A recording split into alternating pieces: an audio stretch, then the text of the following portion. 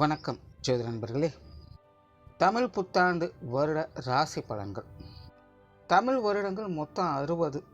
அதில் 38வது வருடமாக இந்த தமிழ் வருடம் ஆரம்பிக்குது. இந்த தமிழ் வருடத்தினுடைய பெயர் குரோதி. இந்த பெயரினுடைய அர்த்தமே இந்த ஆண்டு எப்படி இருக்கும் அப்படிங்கிறத நமக்கு உணர்த்துது. ஏற்கனவே போன தமிழ் வருட பலன்கள், அதாவது சோபக்கிருது தமிழ் வருட பலன்களில் ஒரு விஷயத்தை நான் மென்ஷன் பண்ணியிருப்பேன். அதாவது இனி அடுத்தடுத்து வரக்கூடிய ஆண்டுகள் கொஞ்சம் கொஞ்சமாக மோசமாகிக்கிட்டு இருக்கும் அப்படிங்கிறத. ஸோ அதனுடைய தொடக்கம் தான் இந்த குரோதி தமிழ் வருடம் அப்படிங்கிறத புரிஞ்சுக்கணும். ஸோ பொதுவான வகையில் இந்த குரோதி தமிழ் வருடத்தை எப்படி விளக்குறாங்க அப்படின்னா, அந்த வருடத்தில் நிறைய ஏற்றத்தாழ்வுகள் இருக்கும். எல்லா விஷயங்களுமே இரட்டைத்தன்மையோடைய வேலை செய்யும். சரின்னும் எதையும் எடுத்துக்க முடியாது, தவறு அப்படின்னு எதையும் எதிர்க்க முடியாது. இதனால் இரு தரப்புகள் அப்படின்னு பிளவுபட ஆரம்பிக்குது. ஸோ இரு பிரிவுகளாக பிரிஞ்சிட்டாலே நீ பெருசா நான் பெருசா அப்படிங்கிற மனோபாவம் இயல்பாகவே உருவாக ஆரம்பிச்சிடும். இதனால் இந்த குரோதம், பகை, சண்டை சச்சரவுகள், மனஸ்தாபங்கள் போன்ற விஷயங்கள் உருவாகுது. ஸோ நார்மலாகவே இந்த குரோதி தமிழ் வருடங்கள் வரும்பொழுதெல்லாம் பார்த்தீங்கன்னா நாடுகளில் தேவையில்லாத விரோதம், போட்டி பொறாமைகள், சண்டை சச்சரவுகள், வழக்குகள் அதிகமாகிறது. களவு, சூது போன்ற விஷயங்கள் அதிகமாகிறது. ஆசை காட்டி மோசம் செய்யக்கூடிய விஷயங்கள் இப்படியெல்லாம் நடக்கும். இது ஒரு பக்கம் நடக்க, நல்ல விஷயங்கள் அப்படிங்கிறதும் சைலண்ட்டாக கண்ணுக்கே தெரியாமல் ஒரு பக்கம் நடந்துக்கிட்டு தான் இருக்கும் அப்படிங்கிறதையும் சொல்கிறாங்க. அது வெளிப்படையாக தன்னை வெளிக்காட்டி கொள்ளாது. அது ஏன் தன்னை வெளிக்காட்டி கொள்ளாமல் இருக்குது அப்படின்னா, இரு பிரிவுகள் ஏற்படும் பொழுது மோசமான குணம் படைத்தவங்க அதைய வச்சு மிஸ்யூஸ் பண்ணவும் ஆரம்பிச்சிடுவாங்க.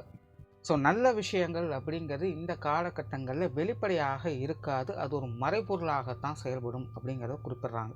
அதனால் இந்த காலகட்டங்களில் கண் முன்னாடி பார்க்குறதையும் கேட்குறதையும் வச்சு எந்த ஒரு விஷயத்தையும் அவசரமான முடிவெடுத்துறாதீங்க. பொறுமை, நிதானம், பகுத்தாராயக்கூடிய திறன் இந்த காலகட்டங்களில் எல்லாருக்குமே தேவைப்படக்கூடிய ஒரு விஷயமாக இருக்குது. ஆல்ரெடி பொதுவான நாட்டு நடப்பின் வகையில் இது எல்லாமே போன ராகுகேது பேச்சிலேருந்தே நடக்க ஆரம்பிச்சிருச்சு. ஸோ அதனால் பொதுவான வகையில் நாட்டு நடப்பின் அடிப்படையில் பார்க்கும்பொழுது மனிதர்கள் ஒரு யதார்த்தமான வாழ்க்கை வாழ்வதற்கு கொஞ்சம் சுதாரித்து இருக்க வேண்டியதாக தான் இருக்குது. சரி, இந்த குரோதி வருடத்தில் இந்த கிரகங்களுடைய அமைப்புகள் அப்படின்னு பார்க்கும்பொழுது மாத கிரகங்களுடைய பயிற்சிகள் அப்படிங்கிறது வழக்கம் போல் இருக்கும். அதில் பெருசாக மாற்றங்கள் எதுவும் இருக்காது. பட் வருட கிரகங்கள் அப்படின்னு பார்க்கும்பொழுது குரு பயிற்சி மட்டும்தான் இருக்குது. 2024 மே மாதம் மேசராசியிலிருந்து ரிஷபராசிக்கு குரு பயிற்சி ஆகும். ஸோ வருட கிரகங்களுடைய பயிற்சி அப்படின்னு பார்க்கும்பொழுது குரு பயிற்சி மட்டும்தான் இருக்குது. ஆனால் ஜூன் மாதத்தில் தொடர்ந்து ஒரு 5 மாதங்களுக்கு சனி வக்ர நிலையில் செயல்படும். அதாவது சனி கும்ப ராசிக்குள்ளேயே வக்ர நிலையை அடையுது.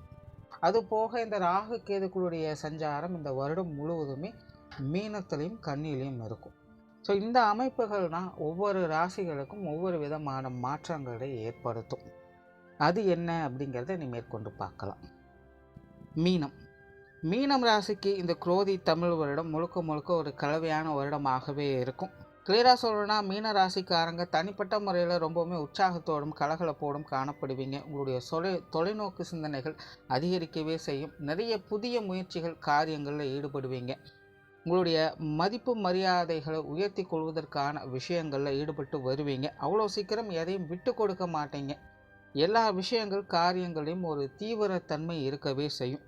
அவங்களுடைய வயதிற்கேற்ப அவங்களுக்கு உண்டான ரெஸ்பான்சிபிலிட்டிஸை கரெக்டாக மெயின்டைன் பண்ணிட்டு வருவீங்க. இனி அடுத்தது என்ன அப்படிங்கிற திங்கிங் தான் உங்களுக்கு இனி அதிகமாக இருக்கும். சும்மா இருக்கிறது அப்படிங்கிறது உங்களுக்கு பிடிக்காது. எதையாச்சும் ஒன்று செஞ்சுக்கிட்டே இருக்கணும். அதிலும் குறிப்பாக மற்றவங்களை அட்ராக்ட் பண்ணுற மாதிரி எதையாச்சும் ஒன்று செஞ்சுக்கிட்டே இருக்கணும் அப்படிங்கிற எதிர்பார்ப்புகள் அதிகமாகும். ஸோ இப்படி தனிப்பட்ட முறையில் மீன ராசிக்காரங்க ரொம்பவுமே உற்சாகத்தோடும் கலகலப்போடும் காணப்படுவீங்க. எப்போவுமே உங்களை பிஸியாகவே நீங்கள் வச்சுக்கிட்டு இருப்பீங்க. பட் அதே நேரம் வெளியே இருந்து வரக்கூடிய விஷயங்கள், காரியங்கள் இல்லை மற்றவங்களால் ஏற்படக்கூடிய விஷயங்கள், காரியங்கள் அப்படின்னு வரும்பொழுது தேவையில்லாத சங்கடங்களையும் பிரச்சனைகளையும் ஏற்படுத்தக்கூடிய வகையில் இருக்கும். ஆரம்பமெல்லாம் நல்லா தான்ப்பா இருக்குது, ஆனால் ஃபினிஷிங் சரியில்லை அப்படின்னு சொல்கிற மாதிரி மற்றவங்களோடு சேர்ந்து செய்யக்கூடிய விஷயங்கள் அல்லது மற்றவங்களுக்காக நீங்கள் செய்யக்கூடிய விஷயங்கள், காரியங்கள் எல்லாமே கிட்டத்தட்ட இந்த மாதிரி தான் இருக்கும். ஸோ முடிஞ்ச அளவுக்கு இந்த வருடம் நீங்கள் உங்களுடைய வேலை உண்டுன்னு அமைதியாக இருந்துட்டீங்க. உங்களுடைய கோலில் மட்டும் நீங்கள் ஃபோக்கஸ் பண்ணிட்டு இருந்தீங்க அப்படின்னா இந்த வருடம் முழுவதும் உங்களுக்கு சாதகமாக இருக்கும். மற்றவங்க வகையில் இல்லை உடன் இருப்பவங்க வகையில் வரக்கூடிய சின்ன சின்ன சங்கடங்கள், பிரச்சனைகள் போன்ற விஷயங்கள்லாம் முடிஞ்ச அளவுக்கு பெருசுப்படுத்தாதீங்க. அதைவே நினச்சி உங்களுடைய மனதை சலனப்படுத்தி கொள்ளாதீங்க. பொதுவாக மீனராசிக்காரங்களுக்கு இந்த வருடம் கொஞ்சம் தேவையில்லாத எண்ணங்கள் அப்படிங்கிறது அலைப்பாஞ்சிக்கிட்டே இருக்கும். ஒரு சாதாரண விஷயத்தை கூட உள்ளுக்குள்ளே போட்டு அதை அசை போட்டுக்கிட்டே இருப்பாங்க. அவங்களால ஈஸியாக டைஜஸ்ட் பண்ணிக்கவே முடியாது. இது இப்படி இருக்குமா, அப்படி இருக்குமா, அதுவா இதுவா அப்படி சொல்லிட்டு குழப்பிக்கிட்டே இருப்பாங்க. ஆகையினால் இந்த மாதிரியான ஓவர் திங்கிங்கால் அவங்களுடைய மனதை சஞ்சலப்படுத்தி கொள்ளாதீங்க. உண்மையிலே நீங்கள் பார்க்கக்கூடிய கேட்கக்கூடிய விஷயங்களுக்கும் வெளியில் யதார்த்தத்தில் இருக்கக்கூடிய விஷயங்களுக்கும் நிறைய வித்தியாசங்கள் இருக்கவே செய்யும். ஸோ மீனராசிக்காரங்க கொஞ்சம் நிதானத்தோடும் கவனத்தோடும் இருந்து செயல்படக்கூடிய வருடமாக இருக்குது. எந்த ஒரு விஷயத்திலும் காரியத்திலும் அவசரப்பட்டு இறங்கிடாதீங்க. அதே போல் அரைகுறையாக எந்த ஒரு விஷயத்தையும் காரியத்தையும் விட்டுட்டு போகாதீங்க. ஏன்னா இந்த மாதிரியான சமாச்சாரங்கள் தான் இந்த வருடம் உங்களுக்கு அதிகமாக ஈர்க்கப்படும். கெரியர் பேஸ்டான விஷயங்கள்லாம் இந்த வருடம் கொஞ்சம் சாதகமாக இருக்குது அப்படின்னு சொல்லலாம். புதிய விஷயங்கள் மற்றும் புதிய காரியங்களில் நன்மைகளை கிடைக்க பெற்று வருவீங்க. தொழில் வேலை உத்தியோக ரீதியாக உங்களுடைய திறமைகளை வெளிக்காட்டக்கூடிய வருடமாக இருக்கும். பட் இருந்தபோதும் மீனராசிக்காரங்க காரிய ரீதியாக கொஞ்சம் அவசரப்படுவதையும் கோவப்படுவதையும் தவிர்த்துக்கங்க. போட்டி பந்தயங்கள் போன்ற விஷயங்கள்லாம் ஈடுபட வைக்கும். அதாவது தொழில் முறையான வேலை நிமித்தமான போட்டி பந்தயங்கள் சவால்கள் போன்ற விஷயங்கள்லாம் எதிர்கொள்ள வேண்டியதாக இருக்கும். சம்மந்தமே இருக்காது, திடீர்னு உங்களுடைய வேலையில் உங்களுடைய தொழிலில் ஆப்போசிட்டில் தேவையில்லாத விஷயங்களை செஞ்சுக்கிட்டே இருப்பாங்க. ஸோ உங்களெல்லாம் பீட் பண்ண வேண்டியதாக இருக்கும். ஸோ இந்த மாதிரி தொழில் போட்டிகள் வேலை போட்டிகள் போன்ற விஷயங்கள்லாம் எதிர்கொள்ள வேண்டிய காலகட்டமாக இருக்குது. பட் இருந்தாலும் இந்த மாதிரியான விஷயங்கள் காரியங்கள்லாம் நடக்கும் பொழுது மற்றவங்களுடைய பார்வை மற்றவங்களுடைய கவனம் அப்படிங்கிறது உங்கள் மேலே தான் முழுவதுமாக இருக்கும். நீங்களும் உங்களுடைய சாமர்த்தியத்தை வெளிக்காட்டி அதில் வெற்றி கொண்டும் வருவீங்க. பட் இங்கே வேடிக்கை என்னென்னா, இதெல்லாம் முடிந்த பிறகும் பெரும்பாலும் அந்த வழக்கமான விஷயங்களை தான் பார்த்து வருவீங்க. இடையில இந்த எதுக்கு இவ்வளோ தூரம் இந்த பரபரப்பான விஷயங்கள், எதுக்கு இந்த போட்டி பொறாமைகள் வந்து போச்சு, நம்ம ஏன் இவ்வளோ கஷ்டப்பட்டோம் அப்படிங்கிற மாதிரிலாம் திரும்ப யோசிச்சுக்கிட்டு இருக்க வேண்டியதாக இருக்கும். பட் அதுக்காக இதை விட்டுட்டு சும்மா இருக்கவும் முடியாது. ஸோ தொழில் வேலை உத்தியோக ரீதியாக இந்த மாதிரியான தேவையில்லாத அலைச்சல்கள் சிரமங்கள் அப்படிங்கிறத எதிர்கொள்ள வேண்டிய காலகட்டமாக இருக்குது. பட் இருந்தாலும் உங்களுக்கான சாதகமான வருடமாகத்தான் இது இருக்கும். உங்களுடைய புதிய முயற்சிகள் நன்மைகளை கொடுத்து வரும். கடந்த சில வருடங்களாக நீங்கள் செய்யணும்னு நினச்சிட்டு இருந்த விஷயங்களை கூட இந்த வருடம் செய்து முடித்து வருவீங்க. வெளியூர் மற்றும் வெளிநாடு சம்மந்தப்பட்ட விஷயங்கள் ஓரளவுக்கு சாதகமாக இருக்கும். குறிப்பாக இந்த வெளிநாடு சம்மந்தப்பட்ட விஷயங்களில் ஓரளவுக்கு சாதகமான பலன்கள் அப்படிங்கிறது உண்டு. வெளியூர் சார்ந்த விஷயங்களை மட்டும் கொஞ்சம் தேவையில்லாத அலைச்சல்கள் சிரமங்கள் கொஞ்சம் கூடுதலாகவே இருக்கும். ஸோ இந்த மாதிரியான விஷயங்கள்லாம் இந்த வருடம் கொஞ்சம் நிதானித்து செயல்படுறது நல்லது. பொருளாதாரம் சார்ந்த விஷயங்கள் சமாளிக்கக்கூடிய வகையில் இருக்குது. கொடுக்கல் வாங்கல் விஷயங்களில் நன்மைகள் உண்டாகும். ஒரு பக்கம் பொருளாதார சேர்க்கைகள் அப்படிங்கிறது உண்டு. பட் அதுக்கு ஏற்ற அளவுக்கு விரயங்களும் இருந்துக்கிட்டு தான் இருக்கும். ஏன்னா மீன ராசியை பொறுத்த வரைக்கும் விரயச்சனி அப்படிங்கிறது ஆரம்பிச்சிருக்கு. 7 சனி ஸ்டார்ட் ஆகி அதில் விரயச்சனி நடந்துக்கிட்டு இருக்குது. ஸோ கண்டிப்பாக ஏதாவது ஒரு வகையில் விரயங்கள் செலவுகள் அப்படிங்கிறது அவங்களுடைய வயதிற்கேற்ப அவங்களுடைய தேவைக்கேற்ப இருந்துக்கிட்டு தான் இருக்கும். ஆகினால் இந்த பொருளாதாரம் சார்ந்த விஷயங்கள், கொடுக்கல் வாங்கல் விஷயங்கள், கடன் சம்மந்தப்பட்ட விஷயங்கள் இது எல்லாத்துலேயுமே மீனராசிக்காரங்க கொஞ்சம் கவனத்தோடு இருக்கிறது நல்லது. ஒரு பக்கம் பொருள் சேர்க்கைகள் அப்படிங்கிறது உண்டாகுது. எல்லாத்தையும் சமாளிச்சுட்டு தான் வருவீங்க. திடீர் பொருள் வரவுகள் போன்ற விஷயங்கள்லாம் உங்களுக்கு நல்ல முறையில் கை கொடுத்துட்டு தான் இருக்கும். பட் அதெல்லாம் ஸ்டெபிளாக இருக்குமா அப்படிங்கிறது கேள்விக்குறியாக இருக்கும். ஸோ ஆகையினால் இந்த கொடுக்கல் வாங்கல் விஷயங்கள், காசு பண சமாச்சாரங்கள்லாம் கணக்கு வழக்குகளோடு கொஞ்சம் கச்சிதமாக இருக்கிறது நல்லது. சொத்து சுகங்கள் சார்ந்த விஷயங்கள் சில சுமூகமான மாற்றங்கள் இருக்கவே செய்யும். நிறைய பேர் பார்த்திங்கன்னா இந்த டைமில் லோன் போட்டு வீடு கட்டலாம், இல்லை இடம் வாங்கலாம் அப்படிங்கிற மாதிரியான எண்ணங்கள் அதிகரிக்கும். முடிஞ்ச அளவுக்கு அந்த மாதிரியான விஷயங்களை கொஞ்சம் அவாய்ட் பண்ணிக்கிறதே நல்லது. அதாவது உங்களுடைய கை மீறி அந்த விஷயங்களில் இறங்க வேண்டாம். கடன் வாங்கி அதை செஞ்சாலும் அதை நம்மளால் சரி பண்ணிட முடியும் அப்படிங்கிற ஷூரிட்டி உங்களுக்கு இருந்தால் மட்டும் இதில் செயல்படுங்க. இல்லை இதை நம்ம முதல்ல வாங்கிடலாம், வாங்கிட்டு இதை வச்சு நாளைக்கு இப்படி மாற்றிடலாம் அப்படிங்கிற மாதிரியெல்லாம் பிளான் போட்டிங்க அப்படின்னா அதெல்லாம் கொஞ்சம் சொதப்பவே செய்யும். ஸோ இந்த சொத்து சுகங்கள் அப்படின்னு வரும்போது இந்த கேரண்டி இல்லாத விஷயங்களை எதிர்கொள்ளாதீங்க. முடிஞ்ச அளவுக்கு அந்த விஷயங்களை அவாய்ட் பண்ணிவிடுங்க. குடும்ப விஷயங்கள் காரியங்கள் இந்த வருடம் உங்களுக்கு சாதகமாகவே இருக்கும். குடும்பத்தில் மகிழ்ச்சி தரக்கூடிய விஷயங்களை எதிர்பார்க்கலாம். குடும்பத்தில் சின்ன சின்ன மனக்குறைகள் அவ்வப்போது வந்து போகத்தான் செய்யும். பேச்சுவார்த்தைகளை மட்டும் கொஞ்சம் கவனம் எடுத்துட்டிங்கன்னா சரி. குடும்பத்துக்காக சில விஷயங்கள் காரியங்களை கொஞ்சம் சிரமப்பட்டு முயற்சி செஞ்சுட்டு வருவீங்க. அது சார்ந்த விஷயங்கள் கொஞ்சம் அலைச்சல்கள் டென்ஷன்கள் இருக்கத்தான் செய்யும். பட் முடிவுகள் உங்களுக்கு சாதகமாகவே இருக்குது. குடும்ப உறுப்பினர்கள் வகையிலும் சில மாற்றங்கள் அப்படிங்கிறது ஏற்பட செய்யும். இதுவரைக்கும் கரடுமுரடாக இருந்தவங்க இனி உங்கள்கிட்ட பாசமழை பொழிவாங்க.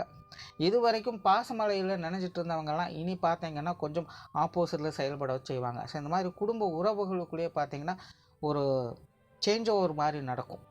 அந்த வகையில் இந்த பெற்றோர்கள் சார்ந்த விஷயங்கள், உடன்பிறப்புகள் சம்மந்தப்பட்ட விஷயங்கள்லாம் பார்த்திங்கன்னா மீனராசிக்காரங்களுக்கு இதுவரைக்கும் ஒரு மாதிரியான சங்கடம் தரக்கூடிய விஷயங்களை தொடர்ந்து கொடுத்துட்டு வந்தது. அதே போல் பெற்றோர்கள் நிலை, உடன்பிறப்புகளுடைய நிலை அப்படின்னு பார்க்கும்பொழுது ஒரு மாதிரியான அலைகழிக்கக்கூடிய விஷயங்களை கொடுத்துட்டு வந்தது. பட் இனி வரக்கூடிய காலங்களில் பார்த்திங்கன்னா பெற்றோர்கள் விஷயங்களாகட்டும், உடன்பிறப்புகள் சார்ந்த விஷயங்களாகட்டும் ஓரளவுக்கு சமாளிக்கக்கூடிய விஷயங்களும் சாதகமான விஷயங்களையும் பார்க்க முடியும். பெரிய வகையில் இனி அவங்க மூலமாக சங்கடங்களோ, அலைச்சல்களோ, சிரமங்களோ எதுவுமே இருக்காது. அண்ட் இன்னொரு பக்கம் பார்த்திங்கன்னா இந்த கணவன் மனைவி உறவுகள், குழந்தைகள் சம்மந்தப்பட்ட விஷயங்கள்லாம் பார்த்திங்கன்னா இது வரைக்கும் கொஞ்சம் சப்போர்ட்ஃபுல்லாக இருந்துட்டு வந்தது. பட் இனி வரக்கூடிய காலங்கள் பார்த்திங்கன்னா இது கொஞ்சம் நெகட்டிவாக மாறும். தேவையில்லாத சங்கடங்கள், அலைச்சல்கள் போன்ற விஷயங்கள்லாம் இனி இவங்க வகையில் அதிகரிப்பதற்கான வாய்ப்புகள் இருக்குது.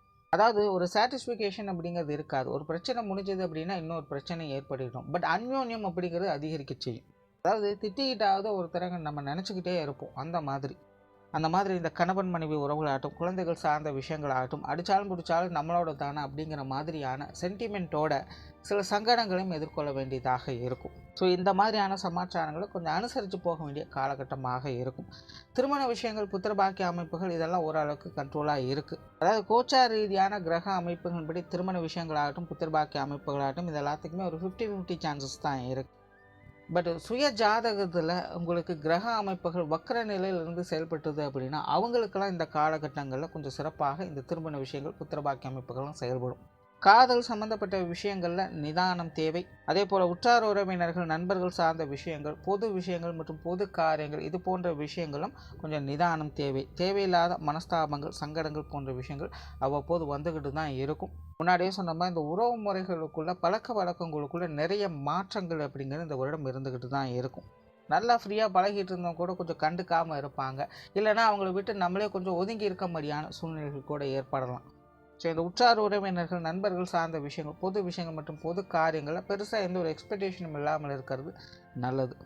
மாணவர்களுக்கு கல்வி மற்றும் வித்தை சார்ந்த விஷயங்கள் இந்த வருடம் கொஞ்சம் சாதகமாக இருக்குது. கடந்த சில வருடங்களாக மாணவர்களுடைய நிலை அப்படிங்கிறது அவங்க என்னதான் முயற்சி செஞ்சாலும் விஷயங்கள், காரியங்கள் அவங்களுக்கு தேவையில்லாத சங்கடங்களையும் பிரச்சனைகளையும் ஏற்படுத்தி இருக்கும். இவ்வளோ கஷ்டப்பட்டுட்டு இருக்கோம், ஆனால் நம்ம நினச்ச மாதிரி, எதிர்பார்த்த மாதிரி எதுவுமே நடக்க மாட்டேங்குதே, என்ன ப்ராப்ளம் ஆகுது அப்படின்னு ரொம்பவே குழம்பி போயிருப்பாங்க. ஸோ அந்த மாதிரியான குழப்பங்கள்லாம் இந்த வருடம் பெருசாக எதுவுமே இருக்காது. மாணவர்களுடைய கல்வி, வித்தை சம்பந்தப்பட்ட விஷயங்கள், காரியங்கள் வகையிலிருந்து வந்த தடைகள், பிரச்சனைகள் அப்படிங்கிறதான் முழுவதுமாக விலக ஆரம்பிக்குது. அதனால் மாணவர்களுடைய முயற்சிகளுக்கு நல்ல பலன்களை இந்த வருடம் எதிர்பார்க்கலாம். பட் விரையச்சனி அப்படிங்கிறது நடந்துக்கிட்டு இருக்குது. இந்த விரையச்சனி காலத்தில் மாணவர்களுடைய நிலை அப்படின்னு பார்க்கும்பொழுது பெரும்பாலும் இப்போ தான் படிப்பில் கவனம் இல்லாமல் போகும். விளையாட்டில், பொழுதுபோக்கு விஷயங்களில் அதிகமாக ஈடுபடுவாங்க. தேவையான விஷயங்களை செய்கிறத விட்டு வெளியில் வெட்டியாக சுற்றிக்கிட்டு இருப்பாங்க. இதில் தேவையில்லாத அன்வான்ட் திங்ஸில் கான்சன்ட்ரேட் போகும். ஸோ மாணவர்கள் கவனச்சிதறல்கள் ஏற்படுவதற்கான வாய்ப்புகள் இருக்குது. ஆகையினால் மாணவர்கள் கவனத்தோடும் முழு முயற்சியோடும் செயல்பட்டு வந்தாங்கன்னா இந்த வருடம் அவங்களுக்கு ஒரு சாதகமான வருடமாகவே இருக்கும். ஸோ ஓவரால் இந்த குரோதி தமிழ் வருடம் மீனராசியை பொறுத்த வரைக்கும் தனிப்பட்ட முறையில் விஷயங்கள், காரியங்கள் ரொம்பவுமே சிறப்பாகவும் உற்சாகத்தோடும் கலகலப்போடும் இருந்துட்டு வரும். ஆகையினால் முடிஞ்ச அளவுக்கு மற்றவங்களோட கம்பேரிஷனை தவிர்த்துக்கங்க. நீங்கள் உங்களுடைய வேலை அமைதியாக இருந்தீங்கனாலே போதும். இந்த வருடம் உங்களுக்கு சாதகமாக இருக்கும். நன்றி, வணக்கம், வாழ்க வளமுடன்.